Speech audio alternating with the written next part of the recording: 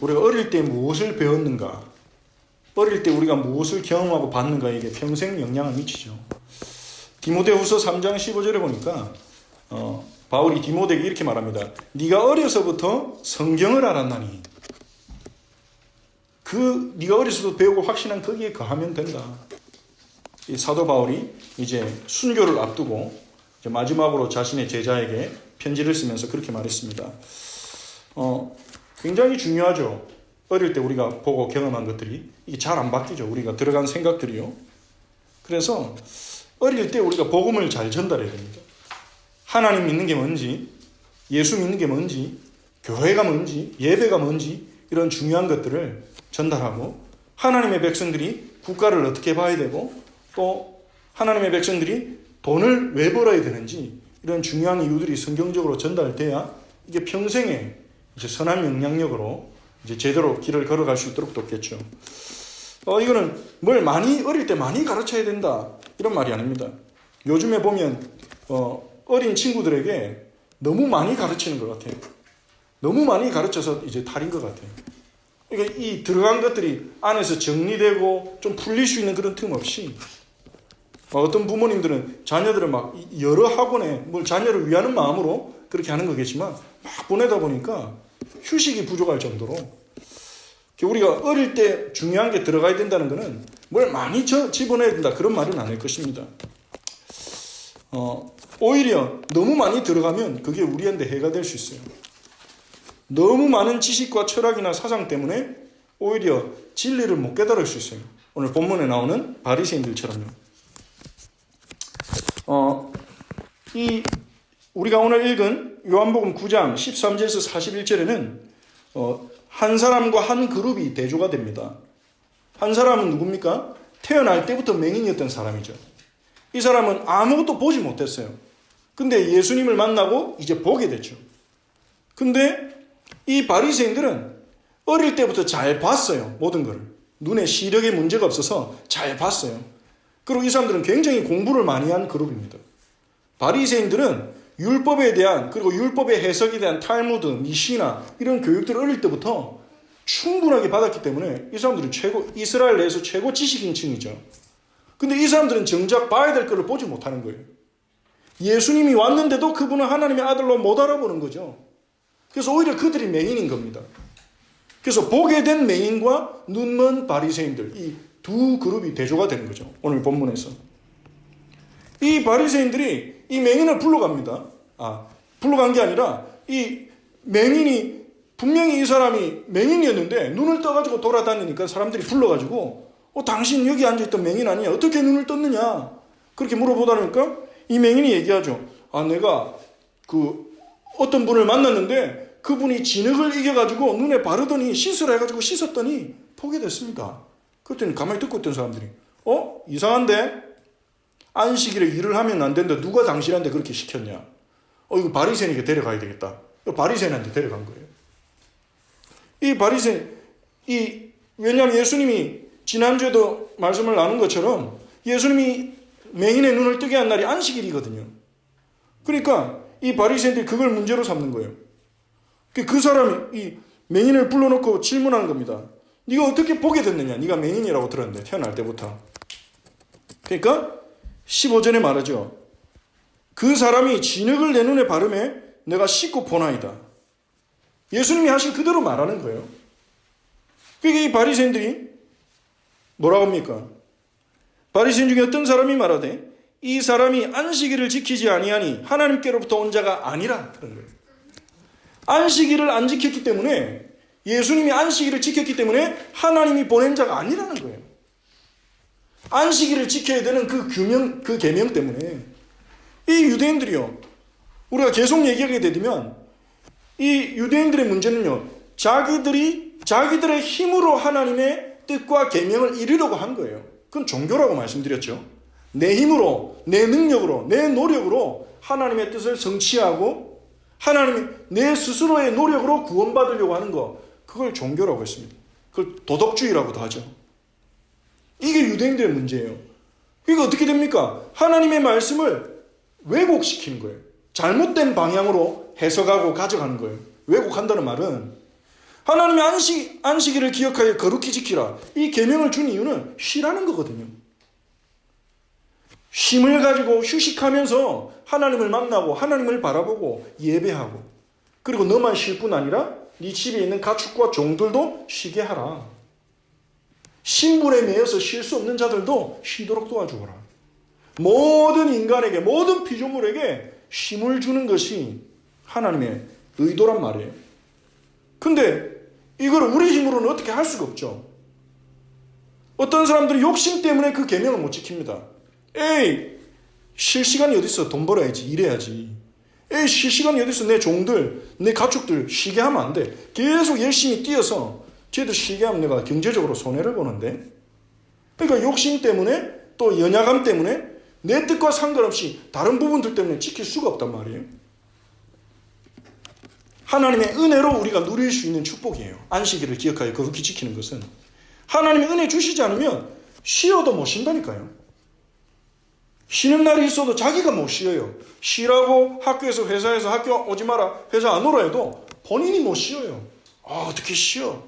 다른 친구들 이 시간에 공부하는데, 다른 사람 이 시간에 뭔가 노력해서 더 하는데, 나 쉴 수가 없어. 따라가야 돼. 이러면서 쉬는 날과 시간이 있어도 쉬지 못하는 거죠. 또 몸은 쉬어도 마음이 못 쉬기도 하고. 진정한 쉼을 얻으려면 하나님 은혜가 와야 돼요. 그래서 하나님이 안식일이라는 계명을 주신 것은 우리 인간은 하나님의 은혜로 쉬어가면서 살아야 되는 존재다. 휴식이 필요한 존재다. 하나님이 주시는 쉼이 필요한 존재다. 이걸 알려주시고, 또 하나님께 나오는 자에게 쉼을 주시겠다는 그런 하나님의 뜻이 담긴 계명인데, 문제는 바리새인들이 이걸 가지고 그래 쉬라고 했지. 그럼 쉼이 뭘까? 일을 안 하는 거야. 그럼 일을 안 해야 돼. 안식일에는 일을 안 해야 하나님이 기뻐하셔. 어떻게 하면 일을 안 할까? 일이 뭘까? 이걸 본인들이 연구해가지고 안식일에 하면 안 되는 39가지 조항을 만들었어요. 근데 재밌는 게요, 이 39가지 조항 가운데 반죽을 하는 게 포함되어 있었어요. 근데 예수님이 진흙으로 반죽을 했죠. 진흙에 침 뱉어가지고 반죽을 하셨죠. 예수님이 몰랐을까요? 안식일에 하면 안 되는 39가지 조항을 몰랐을까요? 예수님 잘 아시죠? 일부러 어기신 거예요. 너희가 지키는 그 안식일 조항이 틀렸다, 그거 알려주려고. 예수님이요, 진흙을 반죽하셔가지고 발랐죠. 근데 그 주석에 보니까 심지어는 눈에 뭘 바르는 것도 그게 안식일 일하는 걸로 여겨졌다, 그렇게 되어 있어요. 다른 자료에. 침을 뱉는 것도, 그것도 안식일 하면 안 되는 일로 여겨졌다고 어떤 랍비들이 기록했어요. 그러니까 예수님이 한 3가지 다가 유대인들 볼 때는 다 거슬리는 거예요. 다 문제인 거죠. 그러니까 이 사람들의 입장에는 자기들이 가진 기준과 자기들이 가진 종교와 자기들이 가진 철학으로는 예수님은 하나님이 보낸 자일 수가 없는 겁니다. 그러니까 하나님의 계명을 안 지키니까. 자기들이 잘못 지킨다는 것은 생각 안 하는 거예요. 어릴 때부터 뿌리 내린 전통과 생각에 딱 사로잡혀가지고 자기들의 생각이, 자기들의 기준이, 자기들의 믿음이 틀렸다고는 전혀 의심하지 않고 오히려 예수님을 거부하는 거죠. 아무리 예수님이 기적을 행해도 나면서부터 눈먼 자를 눈뜨게 했다, 이걸 받아들일 수가 없는 거예요. 받아들이면 자기들이 우리가 잘못됐나 이렇게 생각할 가능성이 있잖아요. 그래서 어떻게 합니까? 그러면 얘는 거짓말할 수도 있겠다. 얘는 맹인이 아닐 거야. 남에서부터 맹인이 아닐 거야. 부모를 불러와. 눈을 뜬 맹인의 부모를 불러옵니다. 부모를 데려와가지고 딱 앞에 세워놓고 물어봅니다. 네 아들 맞아? 그리고 진짜 나면서부터 맹인이었던 거 맞아? 그렇게 물어봅니다. 안 믿겠다 이거죠. 안 믿겠다 이거죠. 부모가 덜덜 떨면서 저희 아들인 거는 맞고 나면서부터 맹인이었던 건 맞는데 어떻게 눈을 떴는지는 저희가 모르겠습니다. 쟤 다 컸으니까 직접 물어보세요. 그렇게 부모님들이 얘기합니다. 책임을 회피해요. 분명히 들었을 텐데. 그만큼 무서운 거예요. 뭐가 무서웠냐? 성경에 보니까 22절에 그 부모가 이렇게 말한 것은 이미 유대인들이 누구든지 예수를 그리스도로 시인하는 자는 출교하기로 결의하였으므로 그들을 무소함이더라. 부모가 출교당할까봐. 출교라는 건 유대교로부터 쫓겨난다는 거죠. 그러면 다른 데 가면 되지. 불교 믿든지 교회 가면 되지. 우리 생각은 그렇게 생각할 수 있지만 이스라엘사는요, 유대교가 모든 영역을 다 다스리고 있었어요. 유대교 외에 다른 종교는 없었어요. 이 유대교에서 출교한다는 것은 모든 인간관계 다 단절되는 거예요. 장사도 못해요. 사람도 못 만나요. 모든 유대교에 속한 모든 사람들이 외인처럼 남처럼 여기는 것, 그것이 출교예요. 이 출교도 세 가지 종류가 있었다 하더라고요. 첫 번째는 네치파라는 건데, 이거는 짧은 일시적인 7일 동안, 일주일 동안 출교당하는 거예요. 일주일 동안 예배 참석 못하고, 출교당하면 예배 드리는 회당에 못 가고 모든 사람들이 왕따시키는 거예요. 그 사람을 무시해요. 출교당한 사람. 저 사람 죄인이야. 출교당한 자야. 이방인처럼 여기는 거예요. 7일이라도 괴롭겠죠. 7일 동안. 그리고 두 번째는 니두이라는 건데, 이거는 한 달 동안 출교당하는 거예요. 근데 이거는 교제는 금지되는데 예배는 드릴 수 있어요. 회당에 가서 모이는 집회에는 참여할 수 있어요. 근데 사람들이 이제 다 그 사람을 왕따시키는 거죠. 대화하지도 않고 거래하지도 않고. 근데 이제 제일 심한 게 헤렘이라는 건데, 이거는 영원히 쫓아내는 거예요. 너는 이스라엘 아니야, 이렇게 되는 거예요. 이스라엘 공동체로부터 영원히 쫓아내는 거, 그게 헤렘이에요. 아마 여기 요한복음 9장에서 부모가 두려워하는 출교는 그 세 번째 그걸로 여겨집니다. 예수님을 그리스도로 시인하는 자는 이스라엘 아니야, 그 사람은. 유대인이 아니야, 그렇게 하기로 유대인들이 결의를 했단 말이에요. 그만큼 예수님을 두려워하는 거예요. 예수님의 영향력이 크니까. 예수님이 기적을 행하는 걸 자기들이 막을 수 없으니까. 자기 안에 뿌리 내린 이 생각 때문에 예수님을 도저히 받아들이지 못하는 겁니다. 차라리 예수님을 거절하고 말도 안 되는 행동을 하잖아요. 우리가 볼 때는 바리새인들이. 예수님은 죄도 안 지었는데 예수님 믿는 자는 출교시킨다 그러고 예수님을 죽이려 하고 결국은 죽였잖아요. 근데 그 사람들이 그 시대에 하나님을 제일 잘 믿는 사람이었다니까요.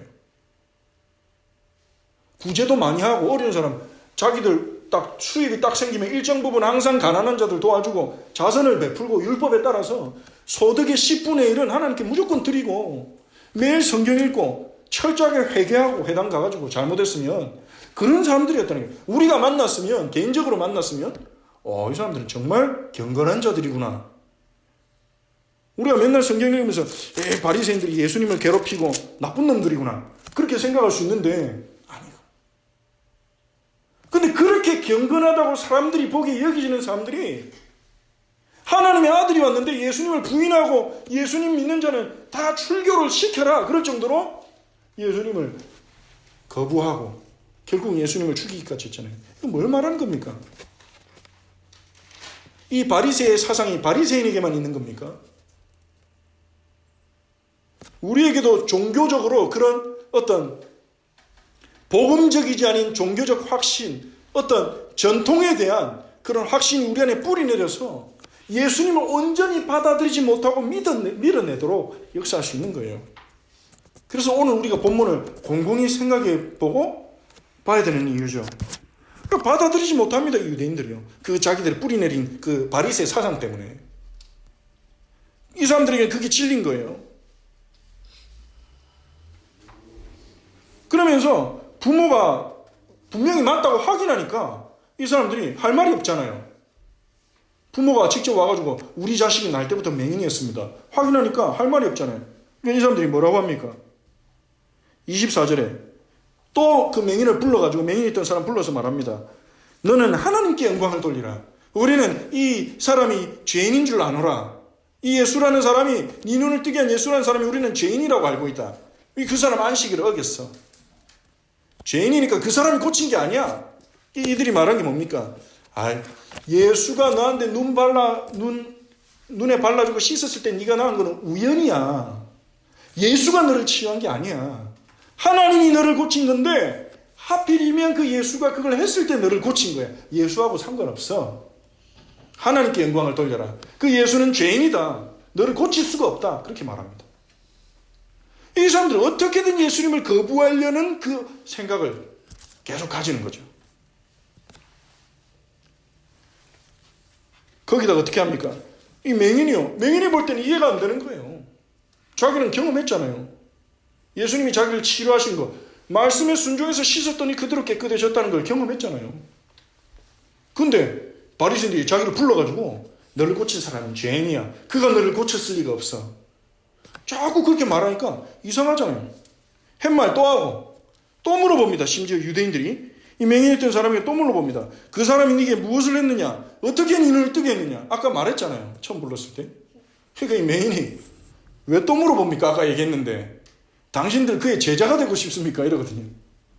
그러니까 이 사람은 화를 내면서 무슨 소리냐? 욕을 했다 돼 있어요. 28절에 그들이 욕하여 이르되 이 맹인 보고 욕을 막 하면서 우리는 모세의 제자다. 우리는 그런 죄인의 제자 아니다. 우리는 모세의 제자다. 그러면서 하나님이 모세에게 말씀하신 줄 우리가 알지만 이 사람이 어디서 왔는지 하나님부터 왔다는 걸 우리는 모른다. 이렇게 말합니다. 이게 맹인이 이상하다. 이 사람이 내 눈을 뜨게 했는데 왜 당신들이 모르냐. 맹인이 또 내 눈을 뜨게 했는데 왜 당신들은 그가 어디서부터 왔는지 모르냐. 내가 알기로는 내가 알기로는 하나님이 죄인의 말은 듣지 않고 경건하여 그랬는데 이건 영어 성경에 보니까 worship God 그렇게 돼 있죠. 하나님을 예배하는 자. 하나님을 예배하며 하나님의 뜻대로 행하는 자의 말을 들으신 줄 우리가 알고 있지 않습니까? 하나님이 죄인의 기도를 들으십니까? 하나님을 예배하는 경건한 자, 하나님의 뜻에 순종하는 하나님 의인의 기도를 들으시지 않습니까? 그거는 당신들도 알고 나도 아는 거 아닙니까? 그리고 창세 이후로 맹인으로 태어난 자의 눈을 뜨게 했다는 것은 저는 들어보지 못했습니다. 이 사람이 하나님으로부터 오지 않았다면 어떻게 했겠습니까? 그러니까 할 말 없으니까 34절에 뭐라고 한 줄 압니까? 이 바리새인들이 그들이 대답하여 이르되 네가 온전히 죄 가운데서 나서 우리를 가르치느냐? 죄 가운데 태어난 주제에 이제 막 이 사람을 조롱하고 비난하는 거예요. 너는 우리를 가르칠 자격이 없다. 똑같은 신학이죠. 이 9장 처음에 제자들이 예수님께 물어봤던 질문하고 똑같은 사상이죠. 맹인으로 태어난 사람은 자기 죄 때문이나 부모의 죄 때문에 저렇게 됐다. 그거 똑같은 거예요. 맹인으로 태어났지 않냐 너? 그럼 너 완전 죄 가운데 태어난 놈 아니냐 너? 그런 주제에 우리를 가르치느냐? 그러니까 너무나 비인격적인 상대방을 완전히 죄인 취급하는 비인격적인 그런 공격까지 하는 거죠. 그러니까 이게 무서운 거예요. 뿌리 내린 사상. 이게. 복음 아닌 게 우리 안에 뿌리 내릴 수 있죠.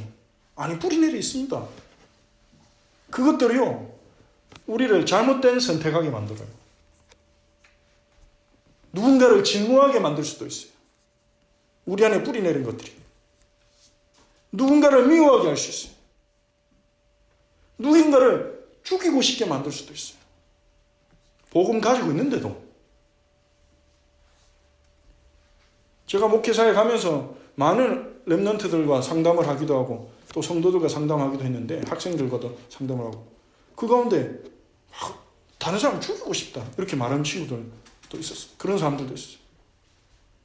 어떤 분은 네, 남편이 죽었으면 좋겠다 이렇게 말하는 사람도 있었어요. 복음이 있는데 전도도 하시는 분인데 어디서 그런 증오와 미움이 나오는 걸까요? 이게 다른 게 뿌리 내리는 거 말일 때 상처도 있겠죠. 마음에 굉장히 힘들었겠죠. 이해는 되죠. 근데 그게 계속 남아있으면 어떻게 됩니까? 잘못된 생각, 잘못된 선택을 하도록 우리 안에서 역사하는 겁니다. 이 바리새인들처럼요. 이 바리새인들이 굉장히 교양 있고 수준 있는 사람이었는데 오늘 하는 행동 보면요. 본문에서 하는 행동을 보면 말도 안 되는 행동 하잖아요. 그와 반면에 이 맹인했던 사람은 어떻습니까?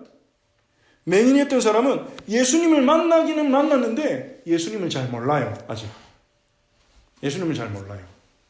예수님 때문에 치유를 받았는데도 예수님을 잘 모르고 있어요. 예수님의 은혜를 받았는데도 예수님을 잘 모르고 있죠.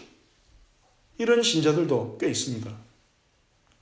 예수님 때문에 치유받고 암이 낫고 또 정신병이 낫고 또 큰 마음의 상처가 위로받아 치유되고 했는데 그래서 감사해서 교회도 다니고 예배도 드리고 헌신도 하고 헌금도 하고 전도도 하고 근데 예수님을 잘 모를 수 있어요.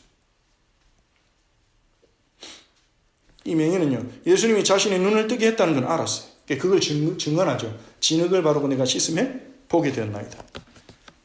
그리고 이 바리새인들이 이 맹인했던 사람에게 질문합니다. 너는 그를 어떠한 사람이라 하느냐? 17절이죠. 너는 그를 어떠한 사람이라고 생각하느냐? 그랬더니 뭐라고 대답합니까? 선지자니이다. 선지자로 믿은 거예요. 하나님의 선지자. 예수님이 선지자시긴 하죠. 그리스도라는 의미가 선지자, 제사장, 왕, 그 포괄적인 의미를 가지고 있으니까요. 근데 선지자는 아니죠, 예수님이. 선지자를 뛰어넘는 분이죠. 그리고 31절, 33절 이 사람은 나는 그분이 하나님으로부터 온 분이라는 걸 믿습니다. 그렇게 말했죠. 이 사람이 보기에는 바리새인들이 이해가 안 됐을 거예요. 왜 저러지? 저 사람들이. 예수님을 죄인이라고 완전히 낙인을 찍어놨는 거예요. 이런 말인 거예요. 예수님은 죄인이어야 되는 거예요. 바리새인들한테는. 예수님이 하나님부터 온 자이면 안 되는 겁니다. 왜냐하면 예수님이 자기들이 믿고 있던 거, 안식일에 대한 계명, 그 안식일에 대한 계명을 자기들이 열심히 지켜서 자기들이 인정받고 존경받았거든요. 백성들이. 아, 우리는 안식일 계명을 못 지키는데 저 바리새인들은 39가지를 다 지키는구나. 아, 저 사람 역시 영적인 사람들이야. 신앙인이야. 경건한 사람들이야. 그렇게 해서 인정받았거든요. 바리새인들. 그게 자기들의 행복이죠. 사람들로부터 인정받는 거. 하나님 잘 믿는 사람, 경건한 사람, 거룩한 사람. 근데 예수님이 그거 틀렸다고 그래요. 그거 아니야. 안식일 계명 지키는 거. 이 사람들이 자기들이 믿고 있는 거 그걸 건드린다고 예수님을 미워하는 거예요. 회개해야 되는데.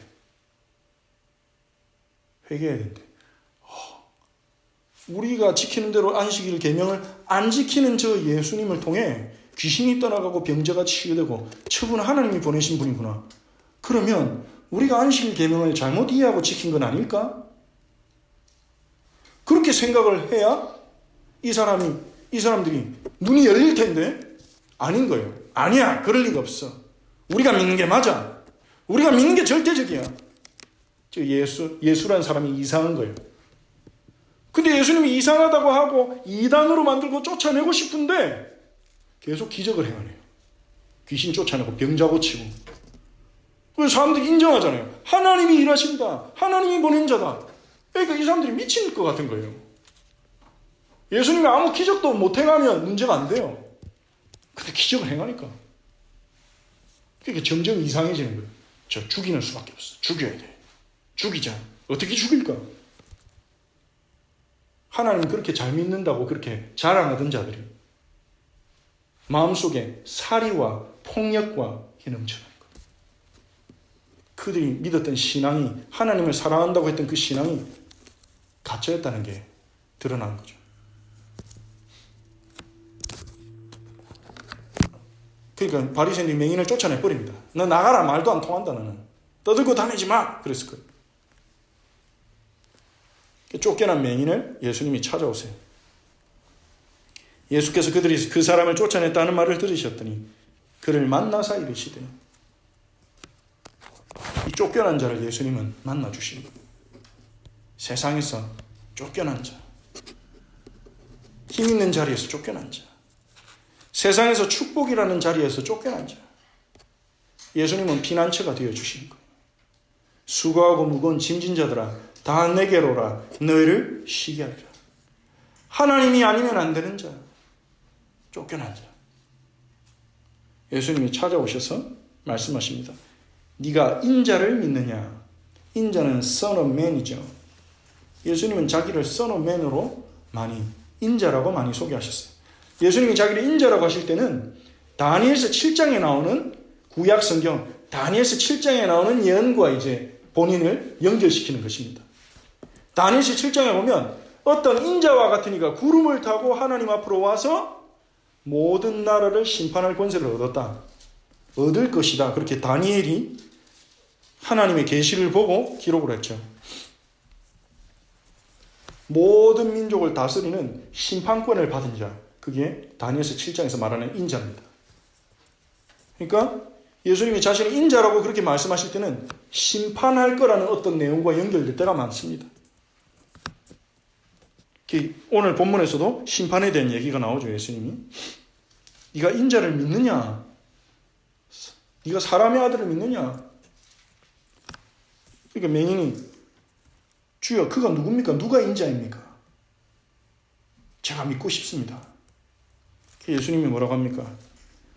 네가 보고 있지 않느냐? 네가 그를 보았거니와.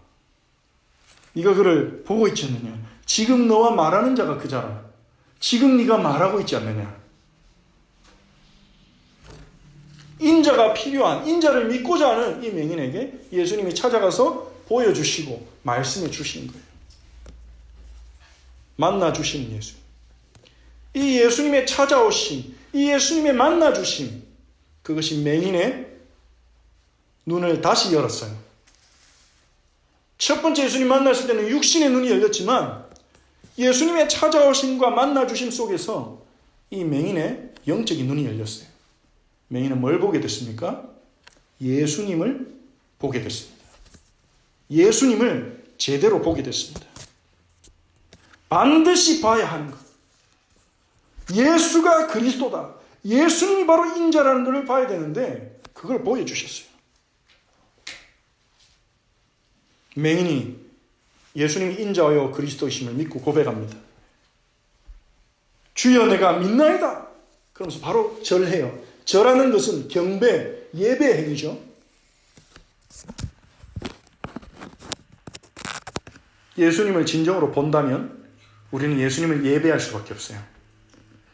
예수님을 예배하지 못한다면 예수님을 진정으로 보지 못했다고 우리는 생각할 수 있습니다. 예수님을 예배한다는 건 뭡니까? 예배라는 것은 단순히 우리가 예배 의식에 참여한 것과는 좀 다른 겁니다. 여기 앉아가지고 설교 듣고 찬송 부르고 그건 예배 의식이죠. 예배라는 건 영어로 worship,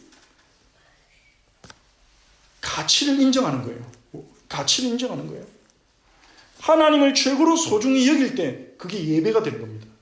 우리가 어떤 대상을 소중히 여길 때, 최고로 소중히 여길 때 그게 무엇이든, 그게 사람이든 돈이든 명예든 가장 소중히 여길 때 그게 월십이 되는 거죠. 우리가 예수님을 가장 소중히 여기는 것, 그것이 진정한 예배입니다. 예수님만이 나를 구원하실 수 있고, 예수님만이 내 인생을 책임지실 수 있고, 예수님만이 모든 칭찬과 존경과 모든 찬양을 받으시기에 합당하십니다. 그렇게 내가 고백하며 인정하는 것, 그게 예배죠. 이 맹인은 예수님을 믿자마자 바로 예배했어요. 자발적, 자연스럽게 예배가 되어졌어요. 우리가 예수님을 제대로 본다면 예수님을 예배한 자가 될 것입니다. 예수님의 가치를 가장 중요한 것으로 인정해야 될 겁니다. 예수님이 내 삶에 가장 소중합니다. 내게 예수님이 있다면 나는 충분합니다. 내가 다른 것 없어도, 다른 걸 잃었어도 예수님이 나에게 계시니 나는 괜찮습니다. 주님이 있으니 새로 시작할 수 있습니다. 주님이 나와 함께 계시니 나는 주님 앞에 가는 그날까지 걸어갈 수 있습니다. 일어날 수 있습니다. 도전할 수 있습니다. 그게 예배예요. 그렇게 예수님을 의존하고 예수님을 인정하고 예수님을 높이고 사랑하는 것, 그것이 예배입니다. 예수님은 우리에게 찾아오십니다. 우리의 눈을 여시기 위해서, 반드시 봐야 되는 것을 보게 하기 위해서. 바리새인이든 어릴 때부터 뿌리내린 종교 사상에 갇혀서 진리를 보지 못하는 바리새인들 같은 사람이든, 아니면 맹인처럼 뭔가의 은혜와 축복을 경험은 했는데 예수님이 누군지 잘 몰라서 어떻게 뭘 믿어야 될지, 어떻게 신앙생활해야 될지 잘 모르는 사람이든, 둘 다 영적으로는 소경이에요. 영적 소경 같은 맹인에게 예수님이 찾아오셨어요. 예수님의 찾아오심, 그 찾아오심을 여러분 소망하시고 또 구하시고 또 그 은혜를 받게 되시기를 예수님의 이름으로 축복합니다. 예수님이 찾아오셔서 우리의 눈을 열어주실 때 우리는 무엇이 제일 소중한지 알게 되고 우리가 인생을 살아가야 되는 참된 힘과 결론을 가지게 될 것입니다.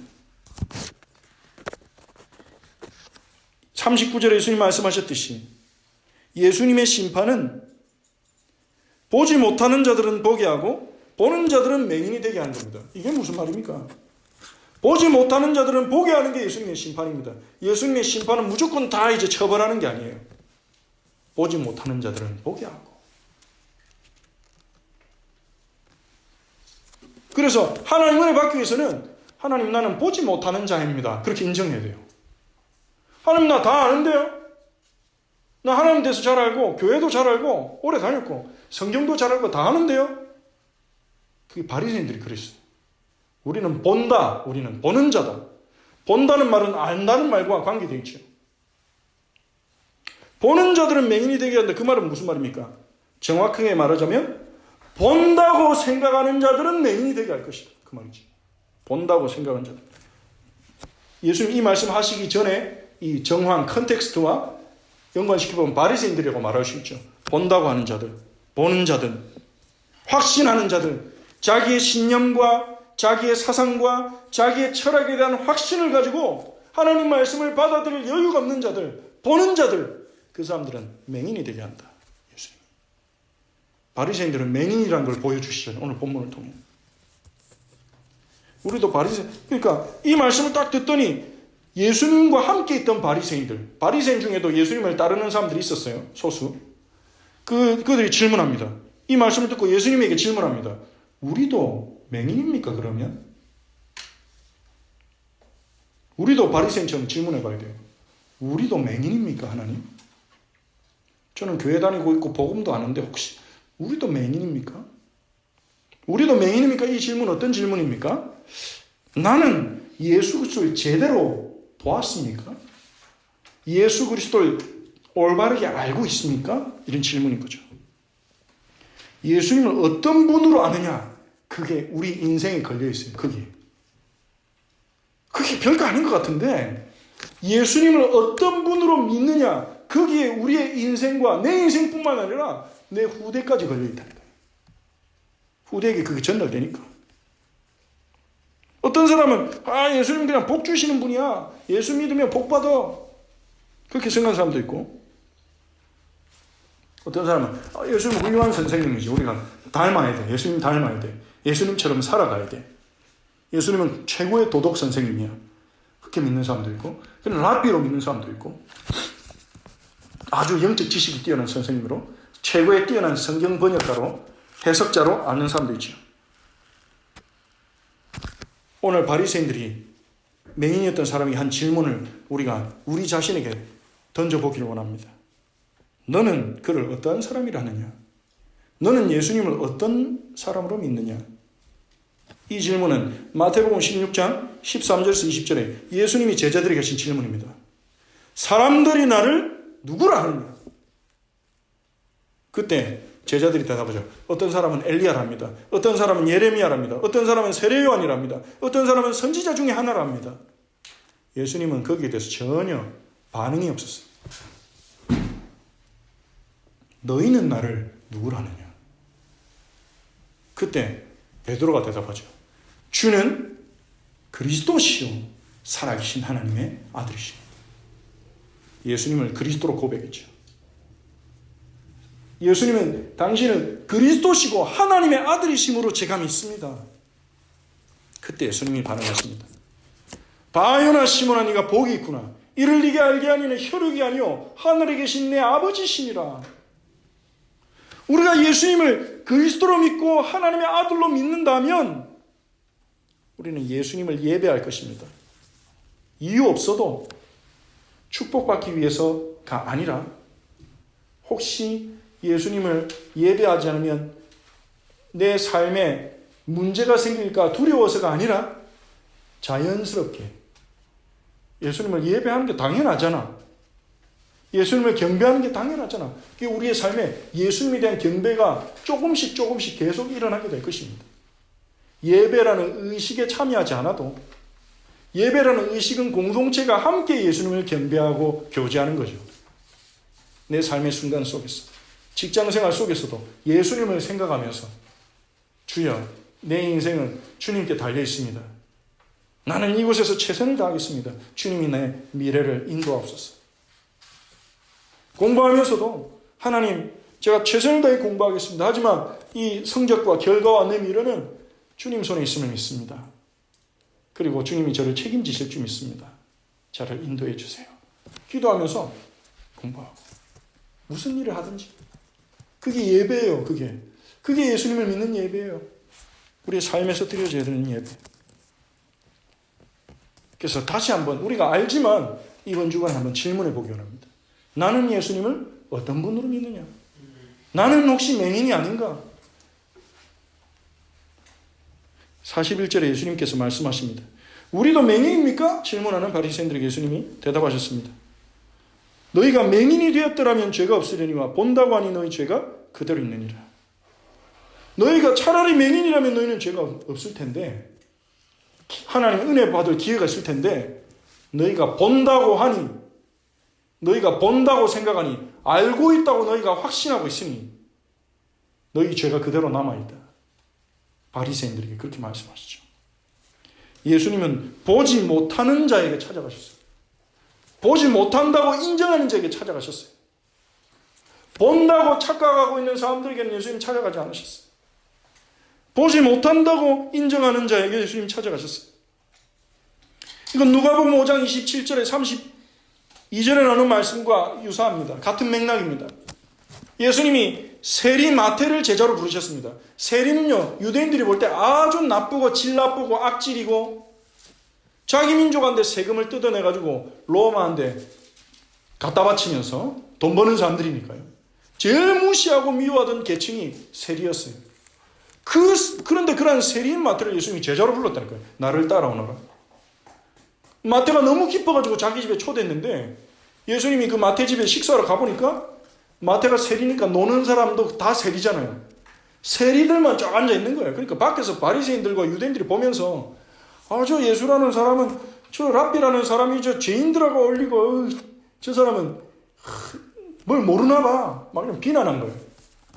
예수님이 그때 얘기하십니다. 건강한 자에게는 의사가 필요 없지 않냐. 병든 자에게 의사가 필요하지. 내가 온 것은 의인을 구하기 위해서가 아니라 죄인을 구하기 위해서 왔다. 그 말씀 무슨 말입니까? 자기가 죄인이라고 인정하는 자를 만나 주신다는 거예요. 자기가 의인이라고 생각하며 남을 비난하고 정죄하는 자는 예수님을 못 만나는 거예요. 마찬가지입니다. 나는 보고 있어. 나는 답을 가지고 있어. 이 사람들은 예수님을 못 만납니다. 나는 보지 못하는 자입니다. 나는 맹인입니다. 나는 내 인생의 해답을 모릅니다. 그렇게 하나님 앞에 겸비하는 자, 마음이 정직한 자가 주님을 만난다는 거예요. 시편 7편 10절에서 말합니다. 나의 방패는 마음이 정직한 자를 구원하시는 하나님이시로다. 시편 51편 10절에 다윗이 범죄하고 나서 하나님 앞에 회개하면서 드리는 기도인데 다윗은 기도합니다. 하나님이여 내 속에 정한 마음을 창조하시고 내 안에 정직한 영을 새롭게 하소서. 내 마음에 정직한 마음을 만들어주시고 정직한 영을 새롭게 하옵소서. 하나님 앞에 설 때, 정직한 마음으로 하나님 앞에 설 때 주님 우리를 만나 주실 것입니다. 결론입니다. 정말 우리가 예수님을 제대로 보게 된다면, 알게 된다면 예수님을 그리스도로 나의 모든 죄를 해결하신 구원자로 하늘과 땅의 권세 가진 왕으로 우리가 정말로 믿게 된다면 예수님을 예배하는 삶을 살게 될 거예요. 그 예수님을 예배하는 삶이 여러분에게 누려지기를, 예배하는 삶이 되어질 만큼 예수님을 보게 되기를 예수님의 이름으로 축복합니다. 우리 같이 기도하겠습니다. 예수님을 볼 수 있도록 눈을 열어달라고 기도합시다. 예수님을 예배하는 삶을 살 수 있도록 하나님 우리에게 은혜를 베풀어 달라고 말씀을 붙잡고 함께 기도하겠습니다.